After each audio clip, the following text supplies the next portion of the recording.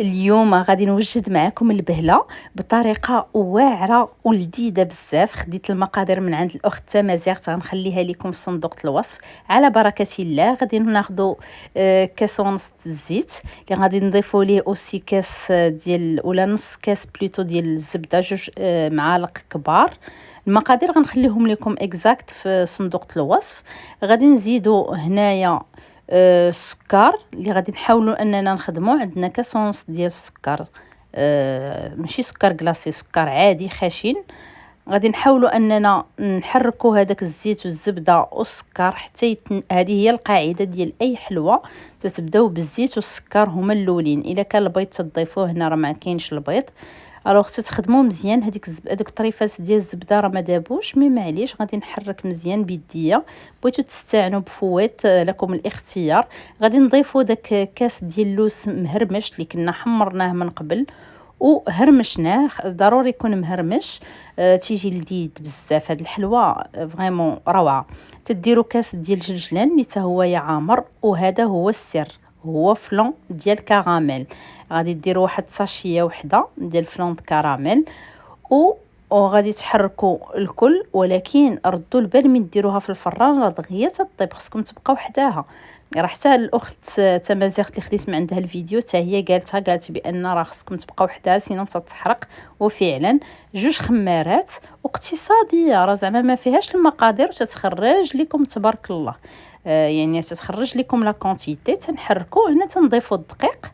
يعني تنجيب الدقيق، هنايا خدات ليا تقريبا واحد نص، ما كاملش، نقول لكم واحد فايته 600 غرام ديال الدقيق، ولكن على حسب نتوما الدقيق اللي غتخدموا به. كيف ما تشوفوا هنايا راه بقيت نغربل في الدقيق حتى تتجمع. تنبقى نغربل حتى تبدا تتجمع ليا. اون فوا تتجمع لكم لا كونتيتي، هذيك الساعات راه صافي، راها عرفوها بانها راها واجده. غير هو انا تنبغي نخدم بشويه بشويه باش هذاك الدقيق يدخل في المقادير الاخرين وما تجيش مدقصه.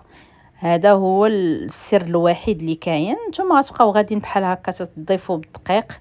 المقادير انا اكزاكت كيف ما هي حاطاهم، غادي نحطهم لكم نتوما في صندوق الوصف. حتى انا راه نفس المقادير هما اللي خدمت بهم، ما زدت عليهم ما ضفت. ونسيت ما قلتش لكم باش ديروا واحد قبيصه ديال الملحه.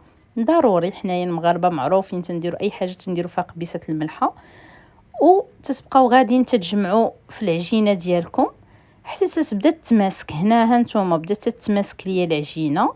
الوغ جمعتها انا، حاولت انني نجمعها. ما تدلكوهاش، ما تحتاجش انكم تدلكوها، وانما غير تتجمعوها بيديكم. راه بحال صابلي بريستيج، ما تحتاجوش انكم تدلكوهم.